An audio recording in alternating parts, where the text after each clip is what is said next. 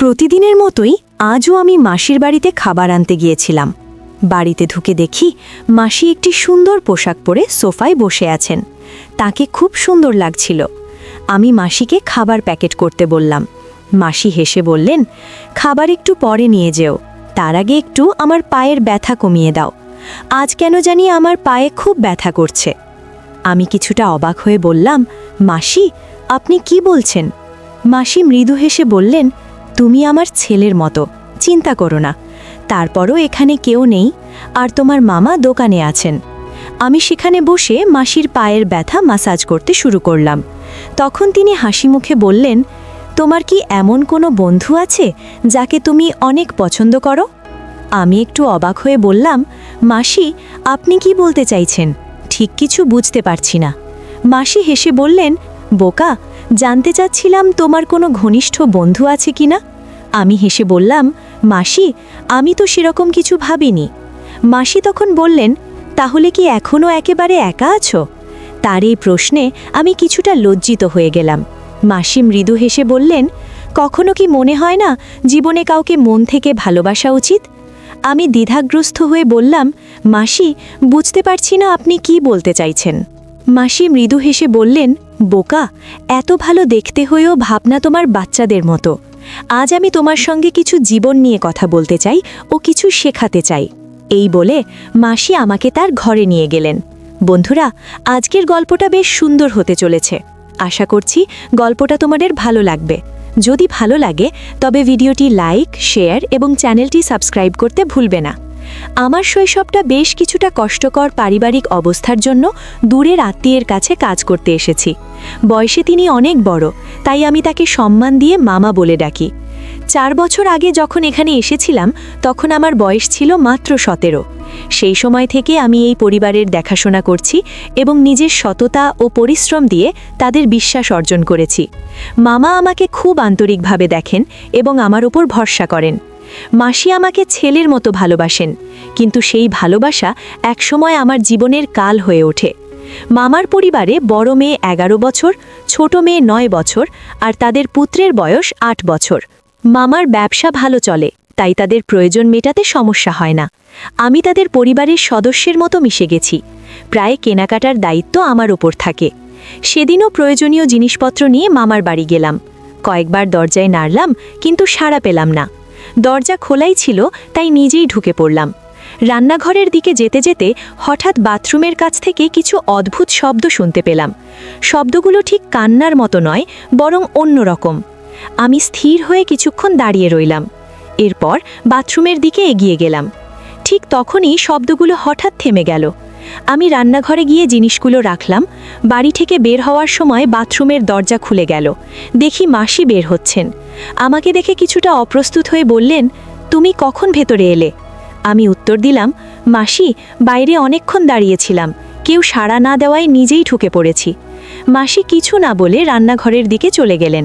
পরে খাবার প্যাক করে আমাকে দিলেন আর আমি দোকানের দিকে রওনা দিলাম। কিন্তু দোকানে গিয়েও মন শান্ত হচ্ছিল না। ভাবছিলাম আসলে মাসি বাথরুমে কেন এমনভাবে ছিলেন। পরদিন আবার যখন খাবার আনতে মাসির বাড়ি গেলাম, দেখি মাসি একটু অন্যভাবে তাকাচ্ছেন, যা গত 4 বছরে কখনো দেখিনি। খাবার হাতে দিয়ে তিনি বললেন, খুব তাড়াহুড়ো করে এসেছো মনে হয়, তোমাকে আজকে বেশ নার্ভাস লাগতেছে। সেদিন মাসির কথা শুনে সম্মান দিয়ে বিদায় নিলাম। সারা পথ ভাবতে থাকলাম, আসলে মাসির এমন আচরণের কারণ কি হতে পারে। দোকানে পৌঁছানোর পরও আমার মনটা কাজের মধ্যে সঠিকভাবে বসছিল না। কিছুটা অস্বস্তি লাগছিল, তবে ভেতরে ভেতরে হাসিও পাচ্ছিল। পরের দিনটা ছিল সোমবার, আর সেদিন মামা দোকান বন্ধ রাখতেন, তাই পুরো দিনটা বাড়িতেই কাটালাম। মঙ্গলবার সকালে দোকানে পৌঁছতেই মামা বললেন, তোমার মাসি কিছু বাজারের জিনিস আনতে বলেছে, তুমি একবার বাড়িতে গিয়ে দিয়ে এসো। মামার কথা শুনে বেশ খুশি মনে মামার বাড়ির দিকে রওনা দিলাম। বাড়িতে গিয়ে দরজায় কড়া নাড়লাম আর অপেক্ষা করতে লাগলাম। মাসি দরজা খুললেন, কারণ তার বাচ্চারা তখন বিদ্যালয়ে গেছে। আমাকে ডেকে বললেন, ভেতরে আসো। আমি ঘরে ঢুকলাম, তবে ঘরের পিছনের বারান্দায় দাঁড়িয়ে রইলাম।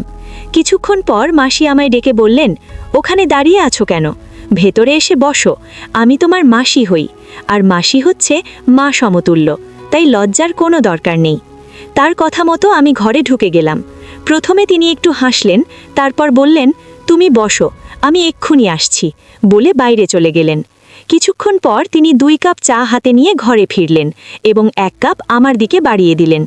আমি বললাম, মাসি, এত কষ্ট করার কি দরকার ছিল? মাসি হেসে বললেন, চা খেয়ে নাও বাবা, ভালো লাগবে তোমার। তার কথায় একটু অবাক হয়ে ভাবতে লাগলাম, কেন তিনি আমাকে এত যত্ন করছেন।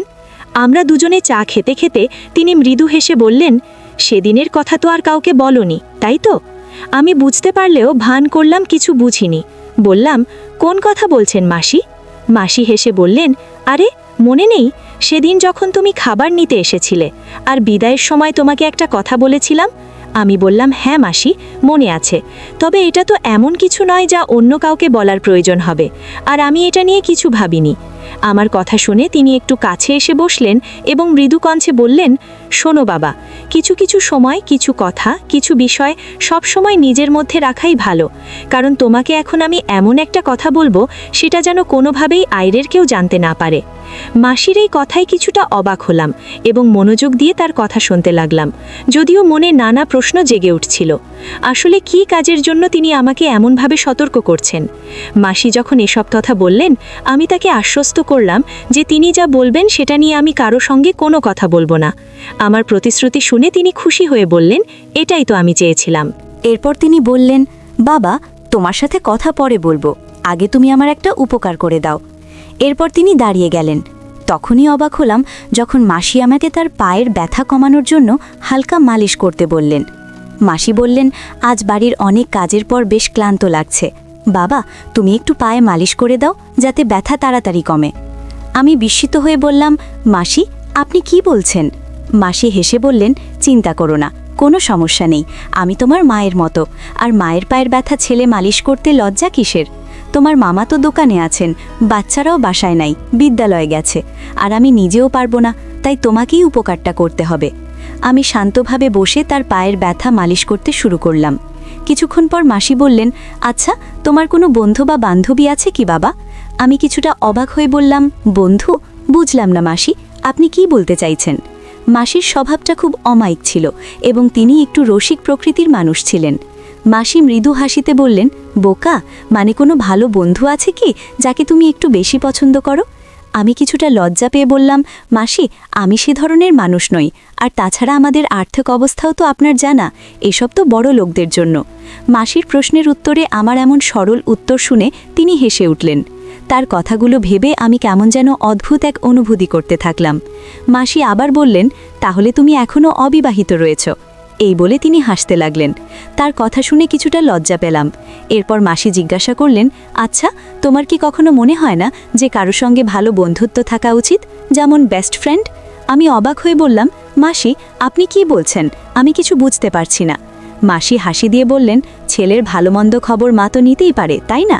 এই বলে তিনি বললেন, তোমার মধ্যে এখনও বুঝতে শেখার বয়সটাই আসেনি, তুমি তো দেখতে শক্ত সামর্থ্য, কিন্তু মনটা এখনও বাচ্চাদের মতো। যাক বাবা, তোমাকে ধন্যবাদ। মাসির কথাই কিছুটা অস্বস্তি অনুভব করছিলাম। বললাম, মাসি দেরি হয়ে যাচ্ছে, দোকানে যাই। কিন্তু মাসি হেসে বললেন, এত তাড়াহুড়ো কিসের, একটু বসো।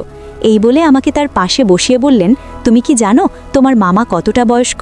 আমাদের মধ্যে বয়সের কত ফারাক? এই বলে মাসি আমার দিকে তাকিয়ে বললেন, পায়ে একটু বেশি ব্যথা হচ্ছে বাবা, তাই আরও একটু ব্যথা মালিশ করে দাও। আমি কিছুটা সংকোচ বোধ করলেও তার কথায় সম্মতি জানালাম। তিনি তখন আরাম করে বসে বললেন, শরম কিসের, আমি তোমার মায়ের মতো, আজ বাড়ির অনেক কাজ করেছি তো। তার সরল ও হাস্যোজ্জ্বল কথাগুলো শুনে কিছুটা দ্বিধায় ছিলাম। মাসি আমাকে বুঝিয়ে বললেন, তোমার মামা তো সারাদিন কাজ করে ফিরে এসে ঘুমিয়ে পড়েন, আমার কথাও ভাবেন না, বাচ্চাদেরও কোনো খবর নেন না। আমি এখনও বেশ যুবতী, আমার জন্য তো জীবনে কিছু আনন্দ থাকা উচিত, বলো? মাসির কথা শুনছিলাম, তবে পুরোটা যেন মাথায় ঢুকছিল না। হঠাৎ তিনি আমাকে পাশের চেয়ারে বসিয়ে নিলেন। তার পাশে বসে থাকতে অদ্ভুত একটা অনুভূতি হচ্ছিল এবং তার নানা কথা শুনে মনের ভেতর নানা চিন্তা কাজ করছিল। একসময় অনুভব করলাম যেন নিজেকে পুরোপুরি নিয়ন্ত্রণে রাখতে পারছিলাম এবং অস্থিরতার মাঝে একটু ঘামতে শুরু করলাম। তবে মাসির মুখে কষ্টের কথা হলেও আনন্দের আভাস স্পষ্ট ছিল। তিনি হাসি দিয়ে বললেন, অনেক দিন পর মনে হচ্ছে মনটা একটু শান্তি পেল তোমার সাথে কথা বলে। অর্ণব, তুমি নিশ্চয়ই ভালো ছেলে। তার এই প্রশ্নের জবাবে আমি নিরুত্তর থেকে নিচের দিকে তাকিয়ে রইলাম। মনে হচ্ছিল এই অভিজ্ঞতায় আমার ভেতরের অনেক কিছুই বদলে গেছে। সে আমাকে বলল, অর্ণব, আমি যদি তোমাকে কিছু খেতে দিই তুমি খাবে? আমি মাথা নেড়ে সম্মতি জানালাম। তখন মাসি একটা আপেল বের করে আমাকে খেতে দিল। একটা আপেল খাওয়া শেষ না হতেই আর একটা বের করে খেতে দিল। তারপর আমি 2টা আপেল খেয়ে শেষ করে দোকানের উদ্দেশ্যে রওনা হয়ে গেলাম। পরের দিন যখন খাবার আনতে গেলাম, মাসিকে দেখে মনে হলো তিনি খুব খুশি। আজ যেন তার মধ্যে অন্যরকম এক উচ্ছ্বাস ছিল। তবে আমি কিছু বলিনি, চুপচাপ দাঁড়িয়েছিলাম। মনে হচ্ছিল যেন মাসির প্রতি আমার কোনো কর্তব্যে ঘাটতি রয়ে গেছে। হয়তো এ কারণেই তার সঙ্গে কথা বলতেও কিছুটা অস্বস্তি হচ্ছিল। তিনি হাসি মুখে আমার দিকে তাকিয়েছিলেন, কিন্তু আমার এভাবে চুপচাপ থাকা দেখে কিছু জিজ্ঞাসা করলেন না। যখন খাবারের টিফিন আমার হাতে তুলে দিলেন, তখন হঠাৎ বললেন, অর্ণব, আজকে তোমাকে খুব চুপচাপ দেখাচ্ছে, কিছু হয়েছে কি? আমি বললাম, না, তেমন কিছু নয়। তখন মাসি হেসে বললেন, কালকের কাজের জন্য আমি খুবই কৃতজ্ঞ। শুধু আমাদের একে অপরের প্রয়োজনের দিকে খেয়াল রাখতে হবে। আমি যখনই তোমাকে কোনো কিছু খেতে দিব, তখনই তুমি তা নিজের মনে করে খাবে, কিন্তু কাউকে বলবে না, এমনকি তোমার মামাকেও না। এ কথা বলে তিনি আমাকে 1000 টাকার একটি নোট দিলেন। আমি বিস্মিত হয়ে তার দিকে তাকালাম। তিনি বললেন, আমরা দুজনেই একে অপরের খেয়াল রাখব, অন্য কোনো চিন্তা মাথায় আসতে দেব না। তুমি বুঝতে পারছো তো আমি কি বলতে চাইছি? তার কথা না বুঝেই আমি মাথা নেড়ে সম্মতি জানালাম। মাসি আবারও শান্তভাবে আমার দিকে তাকিয়ে থাকলেন। তিনি যেন আমার মনের গভীরে পৌঁছে গেছেন, বুঝতে পেরেছেন যে আমি মাসির প্রতি অনুগত না থাকার কারণে কিছুটা অস্বস্তি বোধ করছি। আমাকে এই অস্বস্তি থেকে বের করতে তিনি অনেক কথাই বললেন। এখন আমি অপেক্ষা করি কবে তিনি খাবার নেওয়ার জন্য ডাকবেন আর আমি তার কাছে যাব। এরপর একদিন যখন খাবার আনতে গেলাম, মাসি আমাকে বললেন, এত অল্প সময় আর ভালো লাগছে না, চেষ্টা করো যেন একদিন পুরো সময় বের করতে পারো, যাতে আমরা মা ছেলে একটু নির্জনে কথা বলতে পারি আর তোমার ব্যাপার ওসব কিছু জানতে পারি। আমি বললাম, কিন্তু এত সময় বের করা তো আমার জন্য কঠিন। তখন মাসি বললেন, ঠিক আছে, আমি নিজেই কিছু একটা ব্যবস্থা করি। পরের দিন যখন মাসির বাড়িতে গেলাম, তাকে খুব খুশি দেখাচ্ছিল। আমি কারণ জানতে চাইলে তিনি বললেন যে তার মাথায় একটি পরিকল্পনা এসেছে, যাতে আমাকে 5-6 দিনের জন্য দোকানের দায়িত্ব নিতে হবে এবং সেই সঙ্গে তাদের বাড়িতেও থাকতে হবে। আমি মাসির কাছে জিজ্ঞাসা করলাম, কিন্তু এটা কিভাবে সম্ভব?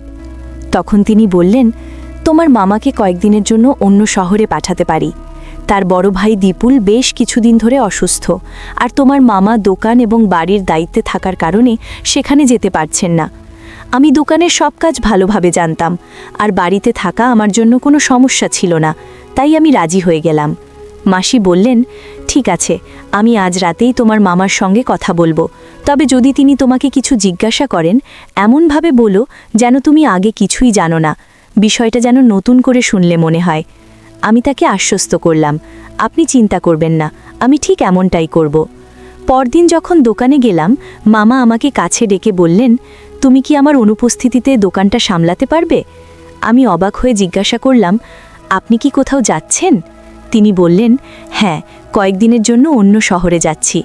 আমি মামাকে নিশ্চিত করে বললাম, আপনি নিশ্চিন্ত থাকুন, আমি দায়িত্ব নিয়ে সব সামলে নেব। তিনি আমার উপর ভরসা করছিলেন, কারণ জানতেন আমি সব কাজ বুঝি।